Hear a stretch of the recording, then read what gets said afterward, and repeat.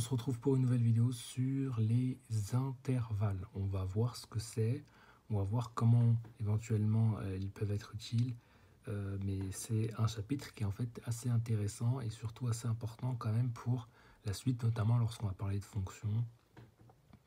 Ce sera essentiel. Alors, quand on parle d'un intervalle, on parle de quoi? On parle d'un ensemble de nombres réels compris entre deux bornes. Et quand on dit deux bornes, on parle de quoi? On va parler de spécifiquement, grosso modo, deux valeurs qui vont venir borner notre intervalle. Donc on a un ensemble de données, mais si on considère un ensemble fini, on va donc avoir une valeur à la fin, une valeur au début. Cette valeur à la fin et cette valeur au début correspondent aux bornes de l'intervalle. On va donc avoir par exemple ici, dans le cas le plus simple, un intervalle ici avec A qui est ce qu'on appelle un minorant. Pourquoi? Parce que c'est la plus grande valeur telle que les x à l'intérieur de l'intervalle soient supérieurs ou égales à cette valeur A. On parle donc de minorant. Et la valeur B, qui est un majorant, est donc la plus petite valeur possible, telle que x, tous les x de l'intervalle soient inférieurs ou égal à cette valeur B. On parlera donc de majorant. On dit donc ici que x appartient à l'intervalle AB. Qu'est-ce que ça revient à dire? Ça revient à dire que x, au pire, il est égal à A, et au mieux, il est égal à B. Ou sinon, il est à l'intérieur. S'il est à l'intérieur, ça veut dire qu'il est plus grand que A, mais plus petit que B. Donc en fait, tout ça se résume ici. Au pire, x est égal à A. Au mieux, il est égal à B. Et sinon, il est compris entre les deux. Et donc, on a en fait cette inégalité, elle traduit ce que signifie le fait que x appartienne à cet intervalle. On dit donc que x appartient à l'intervalle AB et on dit que A et B appartiennent eux aussi à l'intervalle. C'est là que je rajoute l'explication évidemment parce que là, il y a un petit abus de langage. Effectivement, là je parle de inclus, mais c'est pas du tout ça. On parle d'appartenance. On dit que ces deux valeurs appartiennent à l'intervalle. Mais là, je le dis par abus de langage parce que je ne rentre pas trop dans ce détail ici pour l'instant. On ne rentrera pas dans ce niveau de rigueur pour l'instant quand on dit inclus ou appartenir. Mais gardez bien en tête que c'est vraiment cette idée-là, en fait. C'est d'appartenir à. Ici, on a donc un autre cas où cette fois-ci, A n'appartient pas à l'intervalle considéré de même que B. Et on note ça par des crochets ouverts. On dit ouverts. Là, ici, on dit qu'ils sont fermés. Donc là, on a vraiment pris B, on a vraiment pris A. Là, on les a enlevés. On les a sortis. Ils n'appartiennent plus. D'accord? Autre cas un peu plus subtil, où là, valeur qu'on a sortie, mais une qu'on a gardée. Et donc, toutes les valeurs de x sont celles telles que elles soient comprises entre la valeur qui est juste avant A et B. Donc on traduit ça par cette inégalité-là. Donc x est strictement supérieur à A, puisque A il appartient pas à l'intervalle. Par contre B il appartient à l'intervalle, donc x peut être égal à B. Tous les x là sont tels que on ait cette inégalité-là. Et ici, évidemment, c'est une stricte... c'est une inégalité stricte à chaque fois.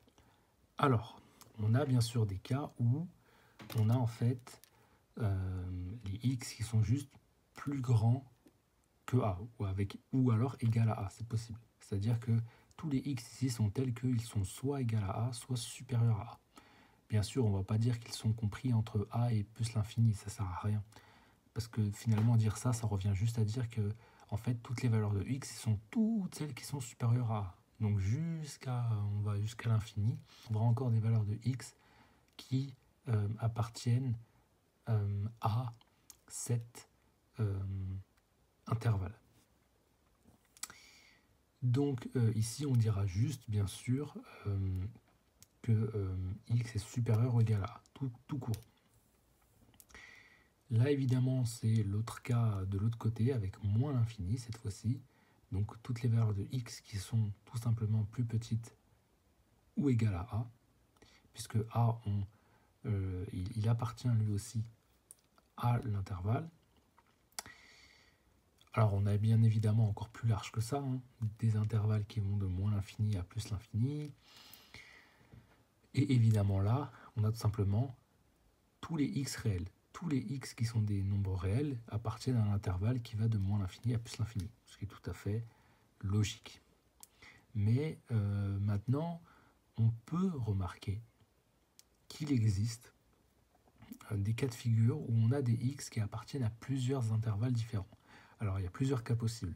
Soit ce sont des x qui appartiennent à deux intervalles différents en même temps, soit ce sont des x qui appartiennent à l'un ou à l'autre.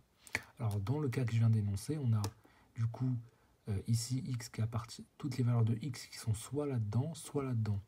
Par exemple, si je prends la valeur x est égale à a, elle est là-dedans, mais elle n'est pas là-dedans. C'est pas un problème. Justement, nous, ce qu'on cherche, c'est une valeur de x qui se trouve dans l'un de ces intervalles.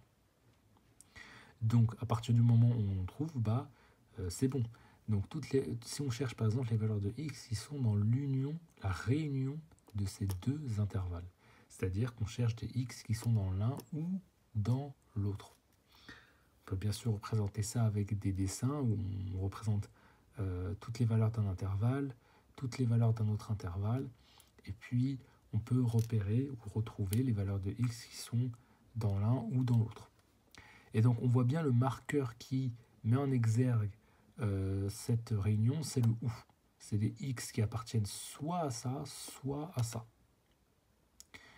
Alors, s'ils appartiennent aux deux en même temps, on va voir que c'est un cas un peu plus...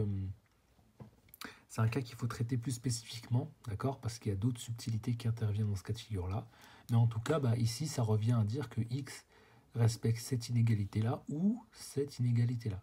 Puisque soit x est entre a et b avec a et b qui n'appartiennent pas à l'intervalle, soit x est entre c et d avec bien sûr c et d qui ne sont pas dans l'intervalle. Donc toutes les autres valeurs entre c et d sont les valeurs de x qui appartiennent à cet intervalle-là. Donc voilà. Qu'en est-il du cas de l'intersection? Pour l'intersection, bah, c'est tout simplement le fait que x doit être dans cet intervalle et dans cet intervalle. Autrement dit, s'il existe des valeurs de x qui sont dans cet intervalle-là, mais pas dans celui-ci, alors ce sont des valeurs de x qui n'appartiennent pas à l'intersection. L'intersection, c'est vraiment toutes les valeurs de x qui sont dans les deux intervalles en même temps. Donc, les valeurs de x qui respectent cette inégalité-là et celle-ci. Alors là, évidemment, on voit par exemple que b et d n'est pas un intervalle de x tel que x appartiennent à l'intersection, puisqu'on voit que BD, toutes les valeurs de x qui sont dans BD ne sont pas dans AB, puisque ici BD, B n'appartient pas à l'intervalle. Par contre, B, là, il appartient à l'intervalle AB. Donc si je prends x est égal à B, bah B, il est bien dans AB, mais il n'est pas ici dans BD.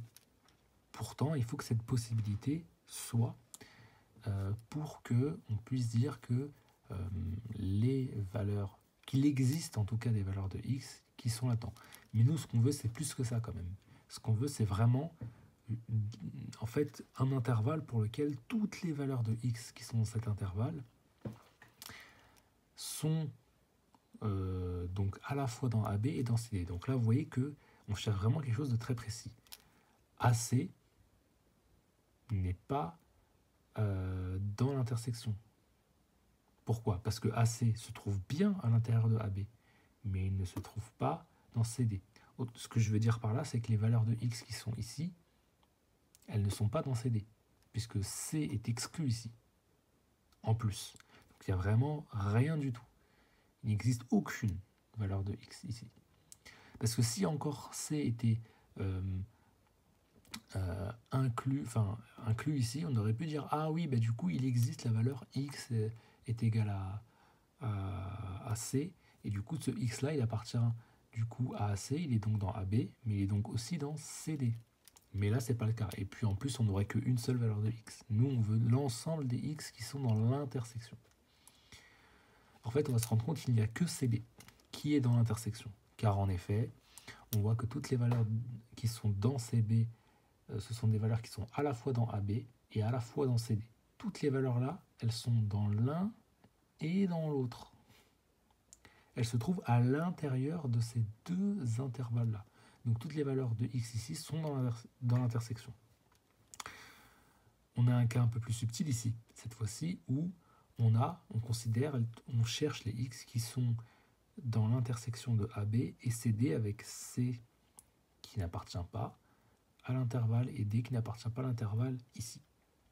Du coup, ça revient à dire que x doit à la fois respecter cette inégalité et celle-ci, strict ici, vous voyez bien, parce que C n'appartient pas et D n'appartient pas.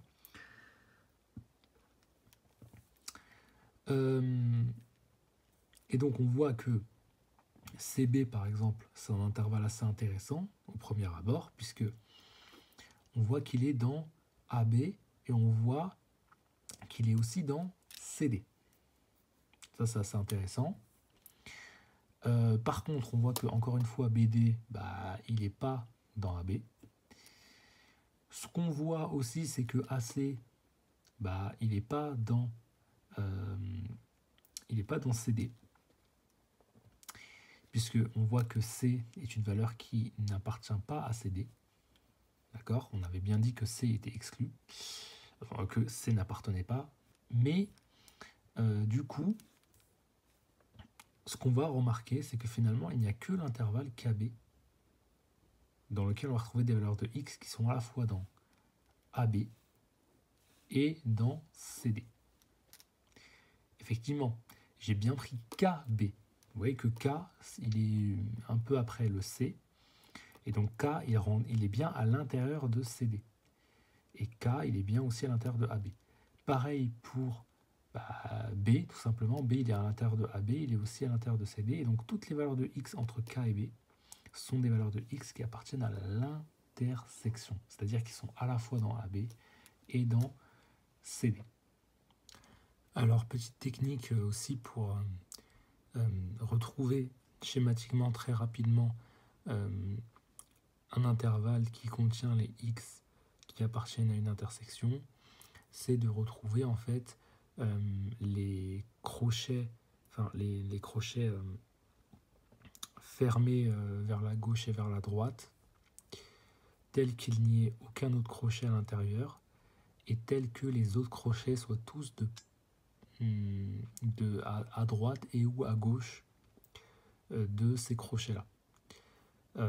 Donc là, je vous ai donné des exemples. Là, c'est sûr que on aura une intersection ici. On aura les x de l'intersection ici, pareil ici, pareil ici. C'est ce qu'on remarque d'ailleurs ici et ici. On peut rajouter évidemment une condition supplémentaire lorsqu'on a ce cas de figure-là en particulier. Alors là, c'est très subtil parce que vous voyez on dirait qu'il y a deux bornes qui sont à la fois collées mais pas trop. C'est pas très très clair. Mais bon, ici, c'est quasiment... Enfin, l'idée, c'était vraiment de mettre un cas juste pour simplifier l'analyse. Mais de manière générale, c'est cette méthode-là qui nous permet de tout de suite savoir ce qui se passe quand on n'est pas dans un cas de figure comme ça, avec des bornes collées comme ça, quasiment collées. Ça va toujours être la même technique pour repérer tout simplement les valeurs ou les intervalles de x qui sont les x qui appartiennent à l'intersection d'une série d'intervalles. Donc voilà l'idée.